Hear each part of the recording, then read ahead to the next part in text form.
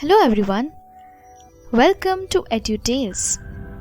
Let us start with chapter 1, that is Matter in Our Surrounding.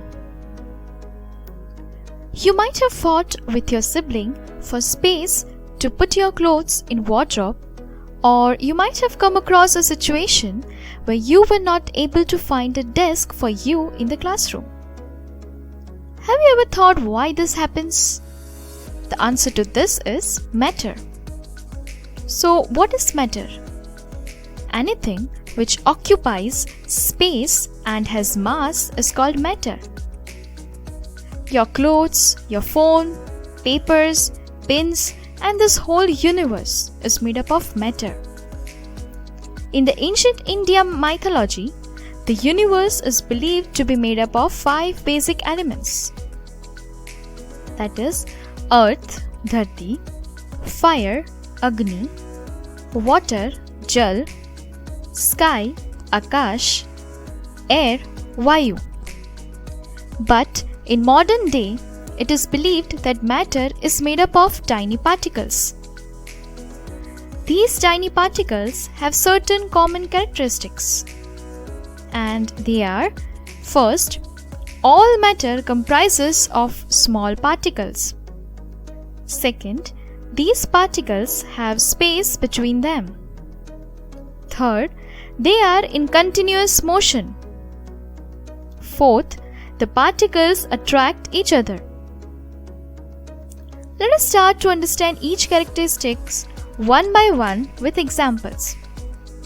First, wheat grains are grounded and broken to form tiny particles of flour. Hence, we can say that all matter comprises of small particles. This can be further understood by adding few drops of food color into a bottle of water. You will find the water gets colored. Now, if we add few drops of these colored water into another water bottle, then the other one also gets colored, and so on. Hence, it can be concluded that the matter is made up of small particles which can be further divided into more smaller particles which are finally indivisible. Second, these particles have space between them.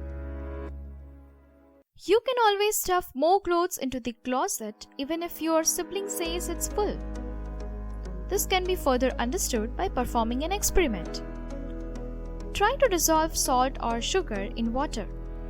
You will find that the sugar or salt particles gets disappeared into the spaces between the molecules of water. Third, they are in continuous motion.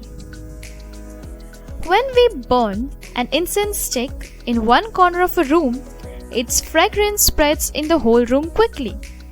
Why?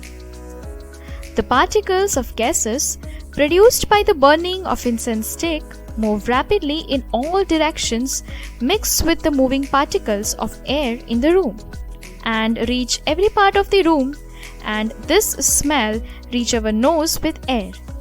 We can smell fragrance.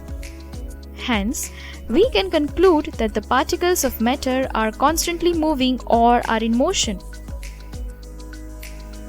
Second example, when we keep a cup of water in high flame, you will see that the water starts boiling. As we increase the temperature, the water will boil faster. So we can say that the increase in temperature increases the motion of the particles too, which is the kinetic energy of the matter. Let us see one definition of diffusion.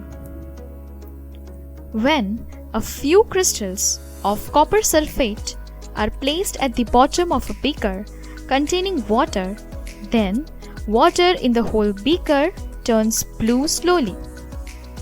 Here, we can say that copper crystals spread out and mix with water molecules. This process of spreading and mixing out of a substance with another substance is called diffusion.